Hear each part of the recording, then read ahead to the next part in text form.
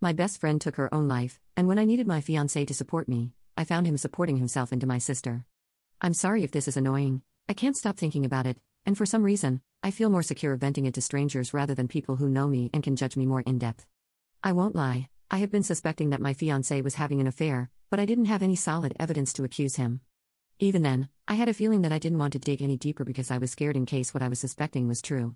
12 days ago, I came home from visiting my mom's, and I headed upstairs to wake my fiancé, as he had a habit of sleeping in way past 2 p.m. and then complaining that I didn't wake him.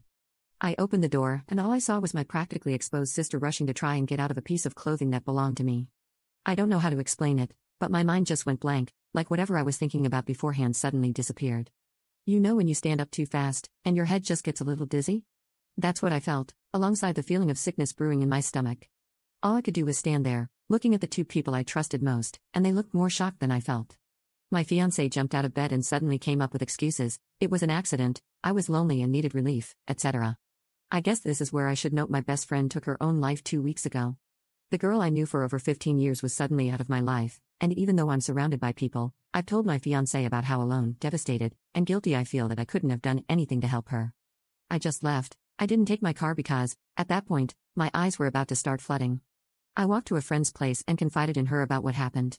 The amount of grief I felt from not only losing my best friend, but also losing my relationships with my fiancé and sister within the same 2-week period is overwhelming.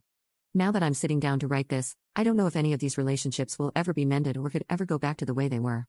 I don't understand why my sister, of all people, would do this. There was never any favoritism toward any of us for her to feel spite. I have never intentionally tried to hurt her. I gave her shelter when she had no place to go, and despite her not paying a single penny, I bought her food that she liked. I even made sacrifices in my own home for her. She kept ranting about how our living room's white walls gave her a headache, so I took time out of my day to paint them a nice gray color. My fiancé too, I gave that man everything. I was willing to have kids with him despite always wanting to be child-free.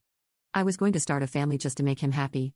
I provided him comfort whenever something bad happened, spent hours watching unfunny movies that he seemed to find hilarious, and I even gave him a locket with our anniversary photo in it.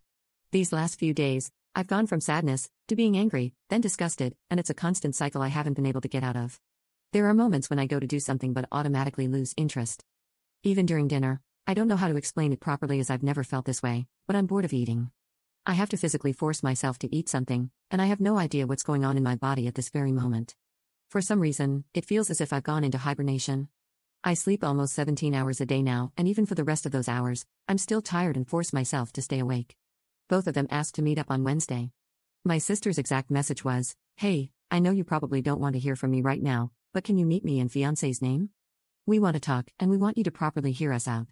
The situation you found us in was not the most ideal situation to put you in a good headspace to talk about it right there and then. Please let us explain. I love you, and you're my sister, and I don't want to lose you, please. I think it's too late. It was too late from whenever this affair started or even when you started getting desires for my fiancé. I miss my sister, but according to what I saw, the sister I miss and whoever my sister is now are not the same person. I haven't talked to anyone yet except the one friend I'm currently staying with at the moment. I'm scared I'll be seen as a failure of a future wife, but now I don't even think I want to be a wife anymore. I guess I'd rather share with strangers than people who know me personally. I apologize again." Update 1. Hi everyone, it's been a year and a month since I last posted, and I honestly forgot about this account until the friend I was staying with, let's just call her Alice, sent me a TikTok where one of those AI voices reads a Reddit post, and you'd never guess whose post it was reading. Mine, lol. I wanted to log back in to thank the people who showed me more kindness than the people I was supposed to trust and also the people who seemed interested in my life. I can't blame them. When I read something with some drama, I also become invested. So, I'll start with myself. I got into therapy and began taking care of myself, focusing solely on my well-being. When I entered my relationship with my ex, I hadn't noticed how much time I spent taking care of him, neglecting myself and my needs. It was one of those relationships where you don't notice the faults until you leave and become a sort of spectator of what the relationship actually was.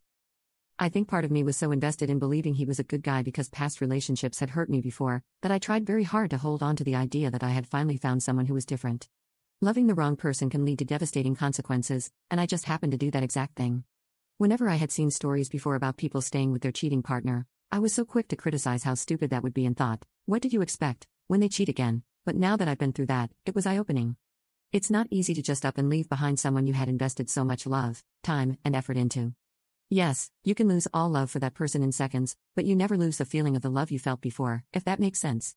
After I found out, I did want to try and work it out for many reasons, but through the help of my therapist, she helped me realize that I wanted to stay because after I lost my best friend, he was the only thing that felt familiar in the moment. Everyone is growing up and moving away in my life, and I was in a position where I felt so alone, but to expect people not to change is to not allow growth. They moved out of my house, and I moved back in. I won't lie, it was lonely. I was so used to other voices in my home that it felt empty, but an empty room is open to hundreds of ideas, in my opinion. I redecorated with the help of friends and some family. Even though I had lost 2 people thanks to them, I was able to make memories that I'll cherish. I won't try to cover up that before I got therapy, I was indeed a wreck. I was just so tired of disappointment from my ex that the cheating was the final blow that knocked me back into reality. My sister's betrayal hurt way worse because we share the same parents, we used to share bunk beds, and without my knowledge, we shared the same partner.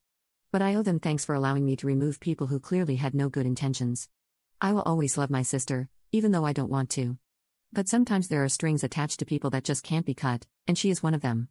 I'll never welcome her into my home again, but I'll answer the phone if she's at her lowest. Even though she was a snake in my garden, it doesn't mean she's not my sister. She did try to call a couple of weeks after she had moved out, and at first, I was angry at her.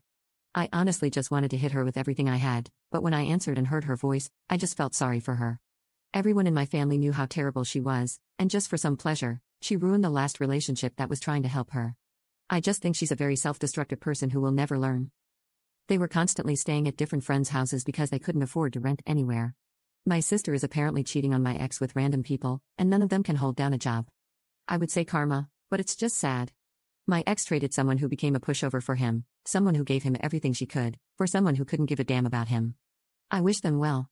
I deserve better than that, and I just hope that one day they grow up and become better people than who they are right now. My family no longer talks to my sister, so she's on her own. Some things I hear about her remind me of just a confused child. However, I did see her on New Year's Eve. My friends and I went clubbing, because why not, and we unintentionally ran into her. At first, I tried to ignore her and just pretend I didn't see her, but she ended up coming up to me and tried to talk to me as if nothing happened. As the ex-partner, I wanted to slap her, but as her sister, I wanted to hug her and ask her why she did it, but I did neither and just left. After we remove labels of sister or her partner's ex or whatever, we share the same DNA, and that will always be the thing that connects us. As for my dating life, I'm currently seeing someone and have been since November 2023. I deserve happiness, and I deserve a lot more than what my ex gave me. However, I'm still dealing with issues from that relationship that have me in moments of guilt for not giving my full trust. I'm happy that he understands and listens to me when I have concerns, but I don't want to constantly live with issues I carry because of someone else. We're taking it slow, and he always reassures me. He's a good guy, and I'm happy he's in my life. I will find my peace with the situation eventually, but I'll have to work to get to that point, and that's okay. Sorry for the ramble, but this is still sort of a vent post. I have a lot of mixed emotions that I haven't been able to untangle. Thank you to everyone who listened, reached out, and gave advice. I appreciate that so much, and I hope everyone had a good new year. Relevant comment. I'm curious how the meeting with your parents went, or if you ever ended up meeting the both of them for her BS excuses. Not that it matters, I'm glad you are better and moving on. I did tell my parents, and the conversation was really hard for me. They were furious, but it was obvious by how my dad was responding to things I was saying that he was much more angry at my sister than my mom, which I understand since he came from a broken home due to his father's infidelity. My mom wanted to go low contact at first because she didn't want to outright cut off her daughter, and I understood, but I didn't tell them the truth with the intent that she be cut off. I did let them know that all I wanted from the conversation was an understanding that I will not be in the same room, never mind the same building, as her at the same time. My dad did call me one evening to let me know that my sister and my ex showed up for a surprise dinner and gave a sob story about how things happen. The funniest thing they said was, sometimes people fall in love with the wrong person to meet the right one, said by the woman who currently cheats on the man she supposedly loves. My sister did get fully cut off after she got caught stealing from my aunt's house. She was supposed to babysit and stole all sorts of things like electronics and my nephew's stuff. As for meeting up with them, I did not. I decided that at the time, it would not help me at all to meet up with them, and I'm just assuming they wanted to try and clear their guilty conscience. I do get occasional messages from random accounts on social media from them, but I've chosen to ignore them and stop focusing on something I know will only hurt me in the future.